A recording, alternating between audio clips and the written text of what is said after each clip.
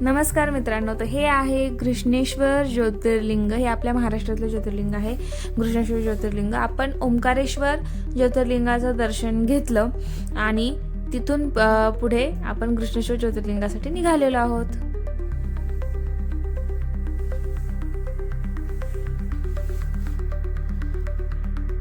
छत्रपती संभाजीनगरमध्ये आम्हाला स्टे करायचा होता. छत्रपती संभाजीनगरमध्ये आम्ही पोहोचल्यानंतर आम्ही ऑनलाईन भरपूर हॉटेल सर्च केले. तिथे थांबून म्हणजे प्रत्येक हॉटेलजवळ थांबून तिथे जाऊन इन्क्वायरी देखील केली, पण सगळे बऱ्यापैकी हॉटेल हे सगळे फुल होते. कारण हा ब्लॉग जो आहे तो इयर एंडिंगचा आहे, ख्रिसमसच्या पिरियडचा. त्यावेळेस आम्ही म्हणजे आमची ट्रिप आम्ही प्लॅन केलेली होती, पण हा ब्लॉग खूपच लेट झालेला आहे, आय नो. त्यावेळेस आम्हाला म्हणजे कुठंच हॉटेल भेटत नव्हतं. लिटरली आम्ही 3.5 ते 4 तास हॉटेल सर्च करत होतो. मग 3-1 तासानंतर आम्ही ठरवलं की 9:30 वगैरे वाजले होते रात्रीचे. मग सगळ्यांनाच भुका पण लागल्या होत्या, त्यामुळे मग पहिले आम्ही रेस्टॉरंटमध्ये गेलो, जेवण वगैरे केलं आणि नंतर मग पुन्हा सर्च अर्धा-पाऊण तास परत सर्च केलं. तर मग आम्हाला एक व्यवस्थित हॉटेल भेटलं छत्रपती संभाजीनगरच्या थोडंसं पुढे पुढच्या साईड, म्हणजे आतमध्ये जावं लागतं जरा, पण ठीक आहे. छान हॉटेल होतं ते, मस्त आहे. थोडासा मी तुम्हाला व्ह्यू दाखवते.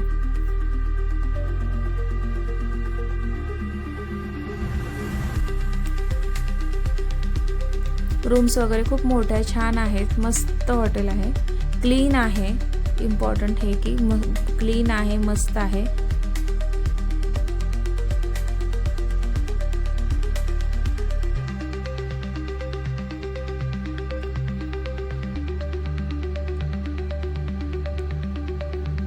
तर मस्तपैकी आम्ही आराम वगैरे केला. सकाळी लवकर उठलो आणि आम्हाला घृष्णेश्वरच्या दर्शनासाठी निघायचं होतं. पण हॉटेलचा गार्डन वगैरे इतकं छान होतं की तिथे मी थोडेसे फोटो वगैरे काढले आणि आम्ही निघालो पुढे दर्शनासाठी. एका ठिकाणी थांबून नाश्ता वगैरे केला आणि पुढे आमचा प्रवास आम्ही कंटिन्यू केला.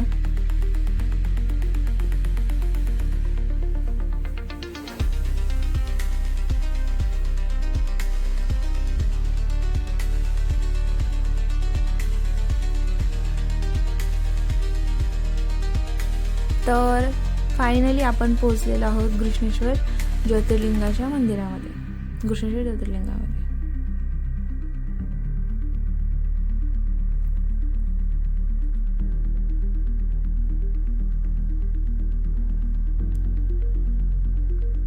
थोडी जास्त नव्हती गर्दी, म्हणजे थोड्याच प्रमाणात गर्दी होती, पण तिथं पासचं वगैरे काही माहिती नव्हतं आम्हाला, त्यामुळे आम्ही डायरेक्ट रांगेत लागून दर्शन घेतलं. खूप सुंदर दर्शन झालं. तिथे आम्हाला एक यूट्यूबर पण भेटले, याशी म्हणून आहे, शिवानी आणि यश. खरंच खूप छान आहेत ते, म्हणजे एकदम डाऊन टू अर्थ. मस्त गप्पा वगैरे झाल्या आमच्या. आम्ही पण आमचे फोटो वगैरे काढले, त्यांच्यासोबत पण फोटो काढले. मस्त थोड्याशा गप्पा मारल्या आणि आम्ही पुढे निघालो. तिथं थोडीशी शॉपिंग वगैरे पण केली मंदिराच्या तिथे आणि पुढे निघालो आम्ही पुण्याकडे येण्यासाठी.